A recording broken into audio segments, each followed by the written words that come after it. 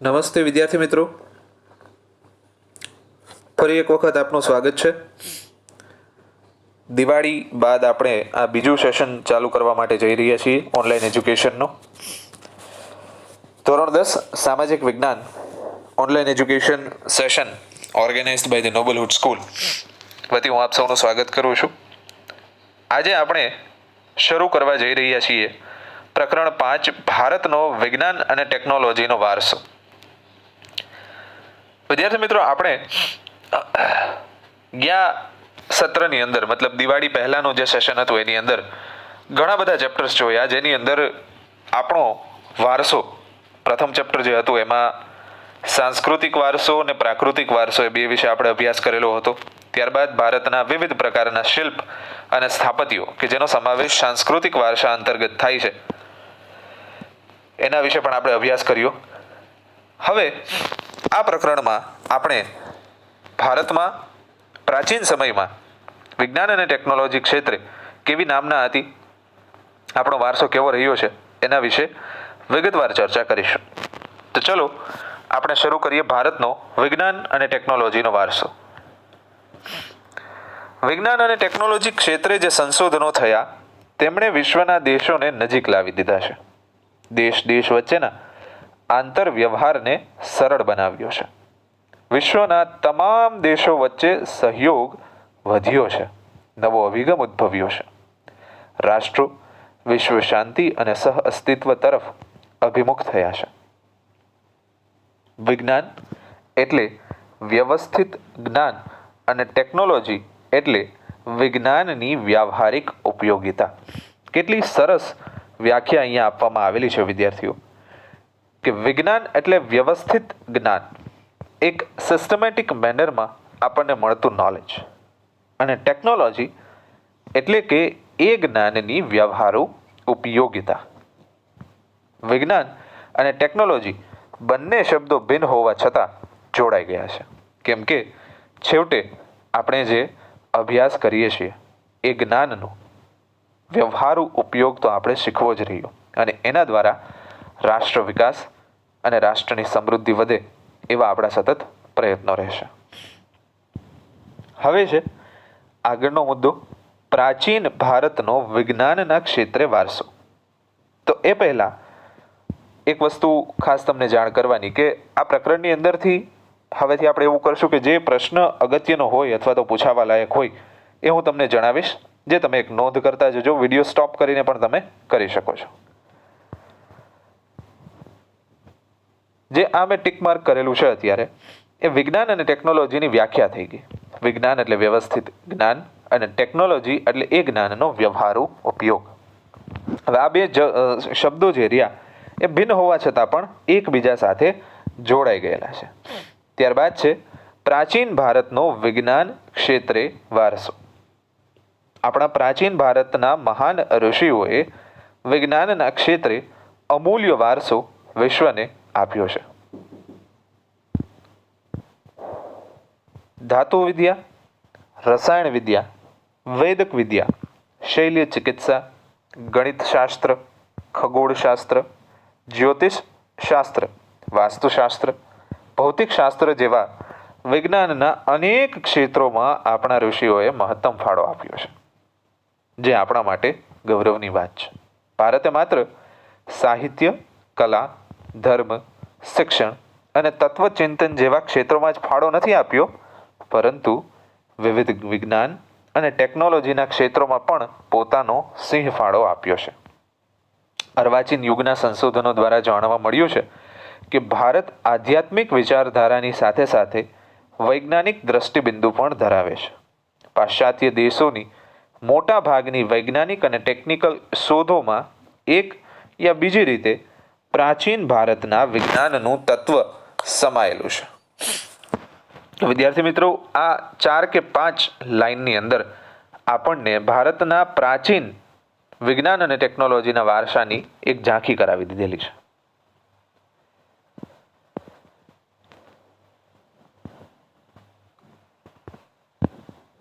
ત્યારબાદ છે ધાતુ વિદ્યા. સૌ પ્રથમ વિજ્ઞાન અને ટેકનોલોજીના ક્ષેત્રમાં કોઈ વિદ્યા હોય તો એ છે ધાતુ વિદ્યા કે જેમાં માનવી સૌપ્રથમ સંપર્કમાં આવ્યો. પ્રાચીન કાળથી જ ભારતના લોકો ધાતુ વિદ્યાને પોતાનો વ્યવહારિક જીવનમાં ઉપયોગ કરે છે. કેવી રીતે? ચલો જોઈએ. પ્રાચીન ભારતે ધાતુ વિદ્યામાં અદ્વિતીય સિદ્ધિઓ હાંસલ કરી હતી. એના ઉદાહરણ સ્વરૂપે જેમ કે સિંધુકાલીન સંસ્કૃતિમાંથી મળી આવેલ ધાતુની નર્તકીની પ્રતિમા. સિંધુ ખીણની સંસ્કૃતિ આજથી હજારો વર્ષો પહેલા ઈસવીસન પૂર્વે વિકસી ગયેલી સંસ્કૃતિ છે. એ એટલી સ્ટ્રક્ચરાઇઝ તમે કહી શકો અથવા તો એટલી વ્યવસ્થિત એ લોકોના આયોજન હતા. એ પછી નગર આયોજન હોય, એ પછી સાંસ્કૃતિક દ્રષ્ટિએ એ લોકોની એક સોચ હોય, એનો એક વિચાર હોય, એટલા વ્યવસ્થિત હતા, એટલા સ્ટ્રક્ચરાઇઝ હતા કે અત્યારના સમયની અંદર આપણે જે આયોજનો, નગર આયોજનો કયો, આપણી સાંસ્કૃતિક રીતિ રિવાજો કયો, એની તોલે ન આવી શકે. તો ધાતુ વિદ્યાનો એક અંદાજો આપણે એ પ્રમાણે લગાડી શકીએ કે સિંધુકાલીન સંસ્કૃતિમાં નર્તકીની પ્રતિમા જે હતી એ ધાતુમાંથી બનાવેલી હતી. હવે આપણને ખ્યાલ છે કે ધાતુ કોઈ પણ હોય એને ટીપી ટીપીને કોઈ આકાર આપવો કેટલો અઘરો છે, અને એમાંય ખાસ કરીને કોઈ શિલ્પ બનાવવા હોય તો એ વધારે કૌશલ્ય માગી લેતું કામ છે. તો આ પેલું ઉદાહરણ થયું. આપણી ધાતુ વિદ્યા જે રહી એ ખૂબ જ સમૃદ્ધ હતી એનું. બીજું છે ચેન્નઈના સંગ્રહાલયમાં સચવાયેલું આંતરરાષ્ટ્રીય ખ્યાતિ ધરાવતું નૃત્ય કલાના ઉત્કૃષ્ટ નમૂના રૂપ મહાદેવ નટરાજનું શિલ્પ તથા ધનુર્ધારી શ્રીરામનું શિલ્પ. દેવદેવીઓ, પશુ પક્ષી તથા સોપારી કાપવાની સૂળીઓ વગેરેને ગણાવી શકાય. એમાંનું એક શિલ્પ જે કહી શકો ઉત્કૃષ્ટ નમૂના રૂપે છે મહાદેવ નટરાજનું શિલ્પ તથા ધનુર્ધારી શ્રીરામનું શિલ્પ. દેવદેવીઓ, પશુ પક્ષી તથા આ બધી સોપારી કાપવાની સૂળીઓ રહી તો એ એક ખૂબ જ ઉત્કૃષ્ટ નમૂના તરીકે આપણે ગણાવી શકીએ. આ ધાતુ શિલ્પો બનાવવાની પરંપરા 10મી અને 11મી સદીથી વિકાસ પામી છે. તો આ હતી ધાતુ વિદ્યા વિશેની માહિતી. ત્યારબાદ છે રસાયણ વિદ્યા. રસાયણ શાસ્ત્ર એક પ્રયોગાત્મક વિજ્ઞાન છે. આ વિદ્યા વિવિધ ખનિજો, છોડ, કૃષિ માટેના બીજ, વિવિધ ધાતુનું નિર્માણ કે તેમાં પરિવર્તન તથા સ્વાસ્થ્યની દ્રષ્ટિએ જરૂરી ઔષધિઓના નિર્માણમાં ઉપયોગી છે. રસાયણ શાસ્ત્રીઓમાં નાલંદા વિદ્યાપીઠના બૌદ્ધ આચાર્ય નાગાર્જુનને ભારતીય રસાયણ શાસ્ત્રના આચાર્ય માનવામાં આવે છે. એમણે રસરત્નાકર અને આરોગ્ય મંજરી જેવા ગ્રંથો લખ્યા છે. આપણને ખ્યાલ છે કે રસાયણ શાસ્ત્ર કેટલું આપણા અંગત જીવન સાથે વણાયેલું ને જોડાયેલું છે. આપણે જે રોજબરોજના જીવનમાં જે આપણે રસાયણો વાપરીએ છીએ, જે દવાઓની અંદર રસાયણોનો ઉપયોગ થાય છે, એ ખૂબ જ મહત્વનો છે. ત્યારે રસાયણ શાસ્ત્ર કેટલું વિકસિત હશે એના ઉપરથી આપણે અંદાજો લગાડી શકીએ કે ત્યારે રસરત્નાકર અને આરોગ્ય મંજરી જેવા ગ્રંથો લખાયેલા છે. અને રસાયણ શાસ્ત્રીઓમાં નાલંદા વિદ્યાપીઠના બૌદ્ધ આચાર્ય નાગાર્જુનને ભારતીય રસાયણ શાસ્ત્રના આચાર્ય માનવામાં આવે છે. નાલંદા વિદ્યાપીઠ જેની વિશે આપણે અગાઉ અભ્યાસ કરી ગયા. આચાર્ય નાગાર્જુને વનસ્પતિ ઔષધિઓની સાથે સાથે રસાયણ ઔષધો વાપરવાની ભલામણ કરી હતી. પારાની ભસ્મ કરીને ઔષધ તરીકે વાપરવાનો પ્રયોગ તેમના દ્વારા શરૂ થયો હોય તેમ મનાય છે. નાલંદા વિદ્યાપીઠમાં રસાયણ વિદ્યાના અભ્યાસ અને સંશોધન માટે પોતાની અલગ રસાયણ શાળા અને ભઠ્ઠીઓ હતી. રસાયણ શાસ્ત્રોના ગ્રંથોમાં મુખ્ય રસ, ઉપરસ, 10 પ્રકારના વિષ તેમજ વિવિધ પ્રકારના ક્ષારો અને ધાતુઓની ભસ્મનું વર્ણન મળે છે. નાગાર્જુન કે જે રસાયણ શાસ્ત્રના આચાર્ય હતા, એમણે વનસ્પતિ ઔષધોની સાથે સાથે રાસાયણિક ઔષધો વાપરવાની ભલામણ કરી હતી. મતલબ કુદરતી સ્ત્રોતોનો ઉપયોગ તો કીધેલો જ હતો કરવાનો, પણ સાથે સાથે રસાયણો વાપરવાની પણ ભલામણ કરેલી હતી. સૌપ્રથમ પારો એટલે કે મર્ક્યુરી એની ભસ્મ બનાવીને ઔષધ તરીકે વાપરવાનો પ્રયોગ એમણે જ શરૂ કરેલો છે એવું મનાય છે. ત્યારે નાલંદા વિદ્યાપીઠની અંદર રસાયણશાસ્ત્રના પ્રયોગો કરવા માટેની ભઠ્ઠીઓ અને રસાયણ શાળા હતી. રસાયણ વિદ્યાની ઉત્કૃષ્ટતા તો ધાતુમાંથી બનાવેલી ભગવાન બુદ્ધની મૂર્તિઓમાં દ્રશ્યમાન થાય છે. 7.5 ફૂટ ઊંચી 1 ટન વજન ધરાવતી તામ્ર મૂર્તિ સુલતાનગંજ બિહારમાંથી મળી આવેલ તથા 18 ફૂટ ઊંચી ભગવાન બુદ્ધની મૂર્તિ નાલંદામાંથી મળી આવેલ છે.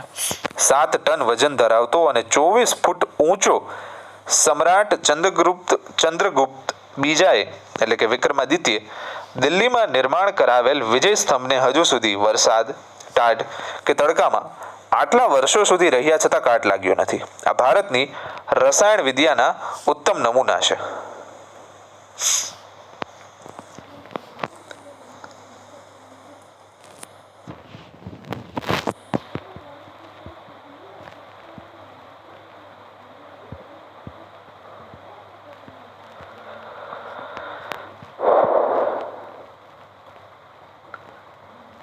રસાયણ વિદ્યાની ઉત્કૃષ્ટતા જે આપણે આ ઉદાહરણો બે જોયા. એક તો ભગવાન બુદ્ધની તામ્ર મૂર્તિ કે જેમની ઊંચાઈ 7.5 ફૂટ હતી પરંતુ એનો વજન 1000 કિલો હતો. 1 ટન વજન એટલે કે 1000 કિલો વજન જે સુલતાનગંજમાંથી મળી આવેલ હતી. અને બીજું 7 ટન વજન ધરાવતો. વિચાર કરો કે 7 ટન 7000 કિલો જેટલી ધાતુ અને એ પણ 24 ફૂટ ઊંચો જે લોહ સ્તંભ કહી શકો અથવા તો વિજય સ્તંભ કહી શકો એ બનાવેલો હતો. એ પણ એક અપ્રતિમ સિદ્ધિ ગણાય અને એને હજુ સુધી કાટ લાગ્યો નથી. એ તો વિશેષતમ સિદ્ધિ ગણાય. આ ભારતની રસાયણ વિદ્યાના ઉત્તમ નમૂના છે કે જેને આપણે બિરદાવવા રહ્યા. આપણને ખ્યાલ છે કે આટલા વજનનો સ્તંભ બનાવવો એ પણ એક પડકારરૂપ કામ છે અને આટલી ઊંચાઈનો બનાવવો તો તમે એક અંદાજ લગાડી શકો કે ત્યારના સમયમાં અલગ અલગ પ્રકારના સ્થાપત્યો બનાવવા માટે કયા પ્રકારની ભઠ્ઠીઓ અને રસાયણશાસ્ત્ર વિકસિત હશે.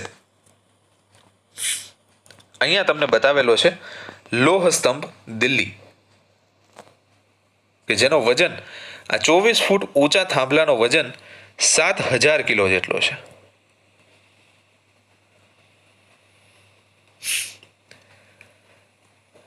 ત્યારબાદ છે વૈદક વિદ્યા શૈલ્ય ચિકિત્સા.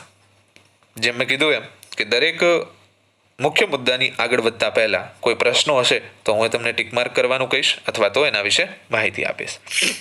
તો આ રસાયણ વિદ્યાના મુદ્દામાંથી તમારે નાગાર્જુન જે રસાયણશાસ્ત્રના આચાર્ય માનવામાં આવે છે 1 માર્કની અંદર પૂછાઈ શકે છે. 2 ગ્રંથો એમના દ્વારા જે લખાયેલા છે એ ખાસ નોંધવા રહ્યા. ત્યારબાદ આ 2 મુદ્દાઓ કે જે રસાયણ વિદ્યાની ઉત્તમ કારીગરીના નમૂનાઓ છે. પહેલો મુદ્દો ભગવાન બુદ્ધની મૂર્તિ નાલંદામાંથી જે મળી આવેલી હતી ને બીજો વિજય સ્તંભ કે જે ચંદ્રગુપ્ત બીજાએ દિલ્હીમાંથી નિર્માણ કરાવેલો હતો. ત્યારબાદ છે વૈદક વિદ્યા શૈલ્ય ચિકિત્સા.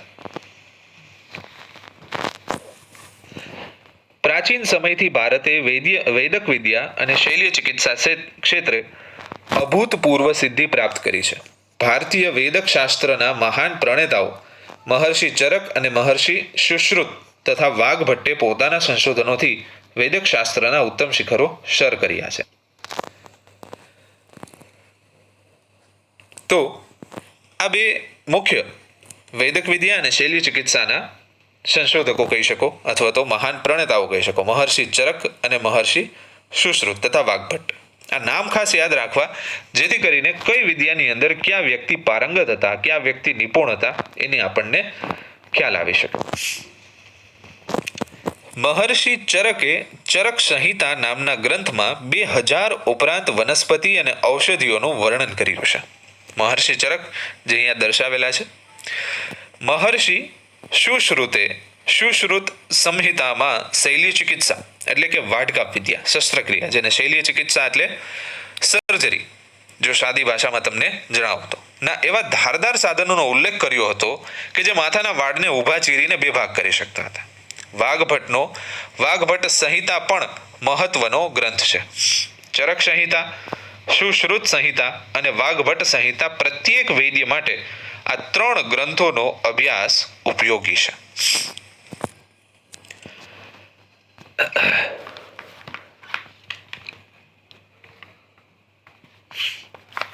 તો શૈલ્ય ચિકિત્સા એટલે કે જે વાડકાપ વિદ્યા હતી એમાં ધારદાર સાધનોનો ઉપયોગ જરૂરી છે, આપણે સૌ જાણીએ છીએ. તો એ સાધનો એટલા ધારદાર હતા કે માથાનો જો એક વાળ હોય એને પણ 2 ભાગમાં વહેંચી શકાતો, એટલા ધારદાર સાધનો હતા. હવે આ એ સમયની એક ઉત્કૃષ્ટ સિદ્ધિ પણ ગણી શકો અને એક નમૂનો પણ ગણી શકો. ત્યારબાદ વાઘભટ્ટે લખેલો વાઘભટ્ટનો વાઘભટ્ટ સંહિતા મહત્વનો ગ્રંથ છે. ચરક સંહિતા, સુશ્રુત સંહિતા અને વાઘભટ્ટ સંહિતા પ્રત્યેક વૈદ્ય માટે આ 3 ગ્રંથોનો અભ્યાસ ઉપયોગી છે. આ 3 એવા ગ્રંથો છે કે દરેક વાડકાપ વિદ્યામાં જેને નિપુણ થવું હોય એને આ 3 ગ્રંથોનો અભ્યાસ કરવો તો જરૂરી જ છે. મહર્ષિ સુશ્રુતનો અહીંયા ફોટોગ્રાફ એક તમને આપેલો છે, શસ્ત્રક્રિયા કરતા હોય એવો આંખની. આગળ જોઈએ. પ્રાચીન ભારતના હિન્દુઓનું ઔષધ શાસ્ત્રમાં ખનિજ, વનસ્પતિ અને પ્રાણીઓની ઔષધિઓનો વિશાળ સંગ્રહ સમાયેલો છે. દવા બનાવવાની ઝીણવટભરી વિધિઓની સાથે દવાઓનું વર્ગીકરણ તથા દવાના ઉપયોગ માટેના સૂચનો આપવામાં આવ્યા છે. વાઢકાપ કરવા માટે પ્યાલા આકારનો પાટો બાંધી લોહીનું પરિભ્રમણ અટકાવતા પેઢું અહીંયા પૂરું થાય છે.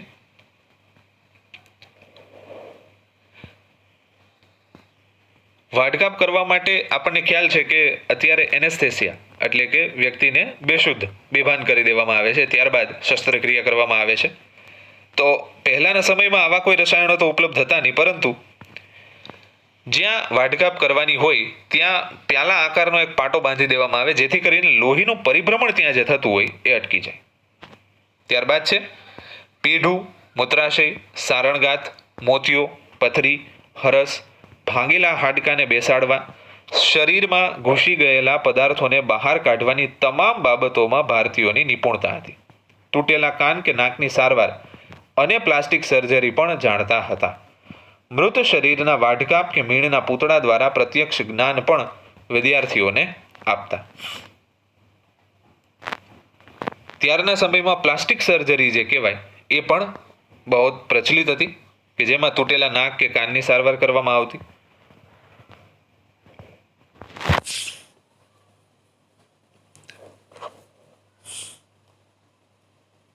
ત્યારબાદ જે વિદ્યાર્થીઓ હોય એ વિદ્યાર્થીઓને શિક્ષિત કરવા માટે, જેમ અત્યારે તમે કોઈ મેડિકલ કોલેજની અંદર જાઓ તો ત્યાં અમુક બોડી પડેલા હોય જે મૃત શરીર હોય, એની અંદર કેવી રીતે વાઢકાપ કરવી એ માટેની ત્યાં તાલીમ આપવામાં આવતી. એવી જ રીતે પહેલાના સમયમાં મીણનું પૂતળું હોય અથવા તો મૃત શરીર હોય એના ઉપર પ્રત્યક્ષ વિદ્યાર્થીઓને જ્ઞાન આપવામાં આવતું.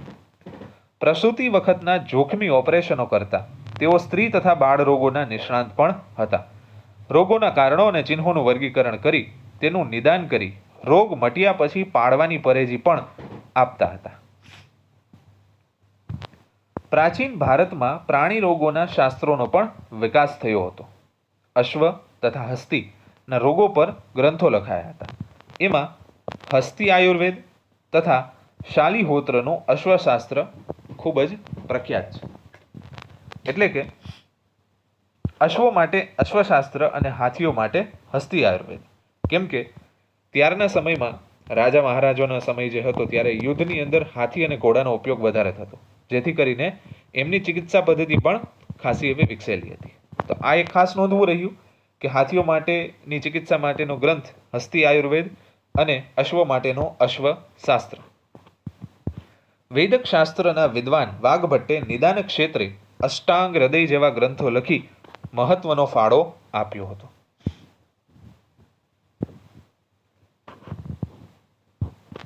આ ખાસ એક નોંધવું રહ્યું કે વાઘભટ્ટે નિદાન ક્ષેત્રે અષ્ટાંગ હૃદય જેવો ગ્રંથ લખેલો હતો. આ અમુક મુદ્દાઓ છે કે જે ખાસ યાદ રાખવા જેવા છે.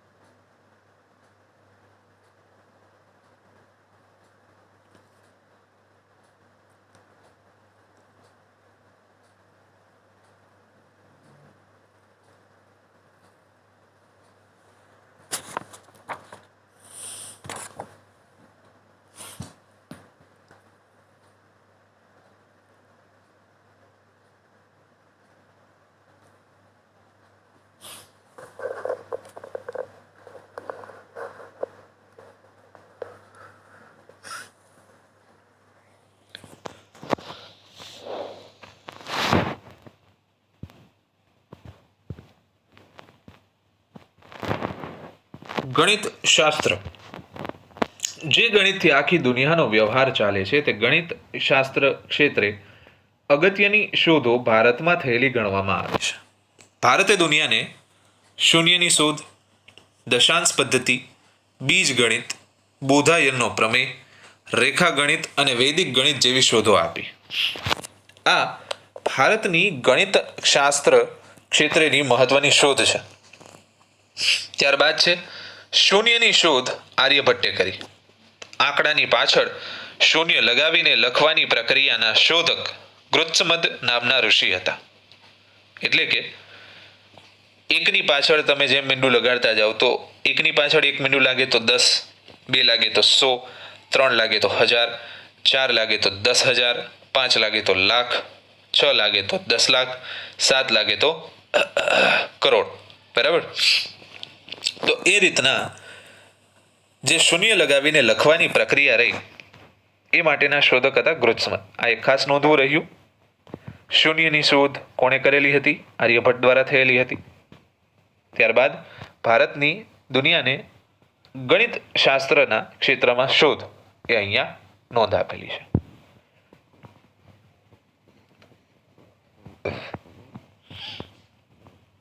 પ્રાચીન ભારતના ગણિતજ્ઞોએ એકની પાછળ 53 શૂન્ય મૂકવાથી બનતી સંખ્યાઓના નામ નિર્ધારિત કર્યા છે. મોહેન્જો દડો અને હડપ્પાના અવશેષોમાં તોલ માપના સાધનોમાં દશાંશ પદ્ધતિ જોવા મળી છે. એટલે કે પહેલાના સમયમાં એકની પાછળ તમે 53 શૂન્ય લગાડો તો એને ક્યાં નામથી સંબોધિત કરાય એમનું પણ સંશોધન એ સમયના વૈજ્ઞાનિકોએ ગણિતજ્ઞોએ કરેલું હતું. અને ખાસ નોંધવા જેવી બાબત તો એ કે વ્યવહારુ ઉપયોગમાં દશાંશ પદ્ધતિ જોવા મળેલી હતી મોહેન્જો-દડો અને હડપ્પાની સંસ્કૃતિમાં. ભાસ્કરાચાર્યે ઈસવીસન 1150માં લીલાવતી ગણિત અને બીજ ગણિત નામના ગ્રંથો લખ્યા. તેમણે સરવાળા તથા બાદબાકીનું પણ સંશોધન કર્યું હતું. બ્રહ્મગુપ્તે સમીકરણના પ્રકાર બતાવ્યા હતા. બોધાયન પ્રમેય, ત્રિકોણમિતિ, આપસ્તંભે શુલ્વ સૂત્રોમાં વિવિધ વૈદિક યજ્ઞો માટે જરૂરી વિવિધ વેદીઓના પ્રમાણ નિશ્ચિત કર્યા છે. એમાં પણ આ સિદ્ધાંતનું વિશ્લેષણ છે. એટલે કે ભાસ્કરાચાર્યએ 1150માં લીલાવતી ગણિતની રચના અને બીજગણિત નામના ગ્રંથો લખેલા હતા. તેમણે સરવાળા બાદબાકીનું સંશોધન કર્યું હતું, જે બહુ મહત્વપૂર્ણ સંશોધન ગણી શકાય. તે સંશોધન ભાસ્કરાચાર્ય દ્વારા થયેલું હતું, એ પણ એક ખાસ નોંધવું રહ્યું. ત્રિકોણમિતિ, બોધાયન પ્રમેય, આપસ્તંભે શુલ્વ સૂત્રોમાં વિવિધ વૈદિક યજ્ઞો માટે જરૂરી વિવિધ વેદીઓના પ્રમાણ નિશ્ચિત કર્યા છે. એમાં પણ આ સિદ્ધાંતનું વિશ્લેષણ છે. આર્યભટ્ટના આર્યભટ્ટિયમ ગ્રંથમાં પાઈની કિંમત 22/7 એટલે કે 3.14 જેટલી થાય છે તેનો ઉલ્લેખ છે. એટલે કે પાઈની કિંમત શોધનાર આર્યભટ્ટ હતા, શૂન્યના પણ શોધક હતા. ખાસ ભાસ્કરાચાર્ય અને આર્યભટ્ટ વચ્ચે કોઈ ગેરસમજણ ન રહી જાય, કારણ કે બે નામ એકબીજાને મળતા આવે છે અને શોધો પણ ગણિતની જ છે. એટલે કે આર્યભટ્ટે શોધ કરી હતી પાઈની અને શૂન્યની, જ્યારે ભાસ્કરાચાર્ય સરવાળા બાદબાકી અને ગ્રંથ લખેલા હતા લીલાવતી ગણિત અને બીજગણિત. આગળ વધીએ. તેમણે પ્રતિપાદિત કર્યું છે કે ગોળકના પરિઘ અને વ્યાસના ગુણોત્તરને દર્શાવતો અચળાંક પાઈ છે. ભાગાકારની આધુનિક પદ્ધતિ, ગુણાકાર, સરવાળા, બાદબાકી, વર્ગમૂળ, ઘનમૂળ આદિ અષ્ટાંગ પદ્ધતિની જાણકારી આર્યભટ્ટે તેમના ગ્રંથોમાં આપી છે. તેથી આર્યભટ્ટને ગણિત શાસ્ત્રના પિતા તરીકે ઓળખવામાં આવે છે. ખાસ આ પૂછાઈ શકે કે ગણિત શાસ્ત્રના પિતા તરીકે આર્યભટ્ટને ઓળખવામાં આવે છે, કારણ આપો. તો એની અંદર આર્યભટ્ટની જે સંશોધનીય પ્રવૃત્તિ હતી, પાઈની કિંમત એસ્ટાબ્લિશ કરી, પછી શૂન્યની કિંમત, ગોળકના પરિઘ અને વ્યાસના ગુણોત્તરને દર્શાવતો અચળાંક પાઈ, એટલે કે આપણે જ્યારે વર્તુળાકાર કોઈ પણ આકૃતિ હોય કે પછી એ 3D ગોળો હોય, એની આપણે વ્યાસ શોધવો હોય, એને આપણે ક્ષેત્રફળ, ઘનમૂળ શોધવું હોય, તો એના માટે આપણે ઘનફળ શોધવું હોય તો પાઈની કિંમત ઉપયોગ કરવી પડે છે. તો એ આર્યભટ્ટ દ્વારા શોધાયેલી હતી. ભાગાકારની આધુનિક પદ્ધતિ, ગુણાકાર, સરવાળા, બાદબાકી, વર્ગમૂળ, ઘનમૂળ આ બધી જ જાણકારી એમના ગ્રંથોમાં આર્યભટ્ટે આપી છે. એટલા માટે એને ગણિત શાસ્ત્રના પિતા તરીકે ઓળખવામાં આવે છે. આ ઉપરાંત તેમણે 10 ગીતિકા, આર્યભટ્ટિયમ જેવા ગ્રંથો લખ્યા હતા. ખાસ નોંધવું રહ્યું એમના દ્વારા લખેલા ગ્રંથો આ બે છે. આર્ય સિદ્ધાંતમાં જ્યોતિષ શાસ્ત્રના મૂળ સિદ્ધાંતોનું સંક્ષેપમાં વર્ણન આપેલું છે. ગણિત, અંકગણિત અને રેખાગણિતના મૂળભૂત પ્રશ્નોનું સમાધાન શોધ્યું હતું. એટલે કે આર્ય સિદ્ધાંત જે આપેલા હતા એમાં જ્યોતિષશાસ્ત્રના પણ અમુક સિદ્ધાંતોનું વર્ણન કરેલું છે અને અમુક પ્રશ્નોનું સમાધાન એની અંદર મળે છે. આ ઉપરાંત ગણિત શાસ્ત્રના જુદા જુદા પાસાઓની ચર્ચા અનેક વિદ્વાનોએ પોતપોતાના ગ્રંથોમાં કરી. તેમાં બોધાયન, આપસ્તંભ અને કાત્યાયન, ભાસ્કરાચાર્ય, બ્રહ્મગુપ્ત વગેરેનો સમાવેશ કરી શકાય છે. તો આ બધા હતા વૈજ્ઞાનિકો, ગણિતજ્ઞો અને એમનો ફાળો. તો વિદ્યાર્થી મિત્રો, આજે આપણે અહીંયા સુધી રાખીએ પ્રકરણ 5 ની અંદર, કે જેમાં આપણે વિજ્ઞાન અને ટેકનોલોજીના વારસામાં સૌપ્રથમ મુદ્દો જોયો પ્રાચીન ભારતનો વિજ્ઞાન ક્ષેત્રે વારસો, કે કયા કયા ઋષિઓએ કયા કયા શાસ્ત્રની અંદર પોતાનું યોગદાન આપેલું હતું. ત્યારબાદ ધાતુ વિદ્યા, કે જેની અંદર કઈ રીતે પહેલાના સમયમાં તૈયાર થયેલા નમૂનાઓ, નટરાજનો શિલ્પ હોય, શ્રી રામનો શિલ્પ હોય, સોપારી કાપવાની સૂળીઓ હોય, નૃત્યકલાના ઉત્કૃષ્ટ અમુક નમૂના હોય, એના વિશે જાણકારી લીધી. રસાયણ વિદ્યામાં ખૂબ વિશેષ અભ્યાસ કર્યો આપણે, કે જેમાં આચાર્ય નાગાર્જુન, રસાયણશાસ્ત્રના આચાર્ય જે માનવામાં આવે છે, એમના વિશે માહિતી લીધી. રસ રત્નાકર અને આરોગ્ય મંજરી એમના દ્વારા લખાયેલા ગ્રંથો હતા. અને અલગ અલગ પ્રકારના રસાયણો, વનસ્પતિ ઔષધિઓની સાથે વાપરવાની જે એમની સલાહ હતી એ પણ ખૂબ ઉપયોગી બની. નાલંદા વિદ્યાપીઠમાં જે રસાયણની ભઠ્ઠીઓ આવેલી હતી એમના વિશે જાણકારી લીધી. 2 ઉત્કૃષ્ટ નમૂનાઓ રસાયણશાસ્ત્રના બિહારના સુલતાનગંજમાં રહેલ 1 ટન વજન ધરાવતી તામ્ર મૂર્તિ અને 18 ફૂટ ઊંચી ભગવાન બુદ્ધની મૂર્તિ જે આપણને મળી હતી. અને બીજું વિજય સ્તંભ, વિક્રમાદિત્યના સમયમાં નિર્માણ કરાવેલો 7 ટન વજનનો અને 24 ફૂટ ઊંચો સ્તંભ દિલ્હીમાં હાલ પણ અવેલેબલ છે, કે જેને કોઈ કાટ લાગ્યો નથી. એના વિશે જાણકારી આપણે લીધી. વૈદક વિદ્યા, શૈલ્ય ચિકિત્સા, વાઢકાપની વિદ્યા કયો કે વૈદક વિદ્યા કયો, કે જેમાં અલગ અલગ ઔષધિઓનું મિશ્રણ કરીને માંદગીમાંથી સાજા કરવામાં આવતા. ત્યારબાદ અલગ અલગ વેદના જાણકારોએ લખેલા ગ્રંથોનો આપણે અભ્યાસ કર્યો. મહર્ષિ સુશ્રુત હોય, વાઘભટ્ટ હોય, અશ્વશાસ્ત્ર, હસ્તી આયુર્વેદ, હાથી અને ઘોડાને લગતા જે ગ્રંથો હતા એમના ચિકિત્સા માટેના એ આપણે અભ્યાસ કર્યો. ગણિતશાસ્ત્ર, જેની અંદર આર્યભટ્ટ, ભાસ્કરાચાર્યનો ફાળો ખૂબ જ અગત્યનો રહ્યો. આર્યભટ્ટ તો કહી શકાય કે ગણિતશાસ્ત્રના પિતા તરીકે ઓળખવામાં આવે છે, જેને એમની શોધ વિશે આપણે જાણકારી લીધી. તો આજે અહીંયા સુધી રાખીએ. આવતા લેક્ચરમાં આગળ વધીશું. આભાર.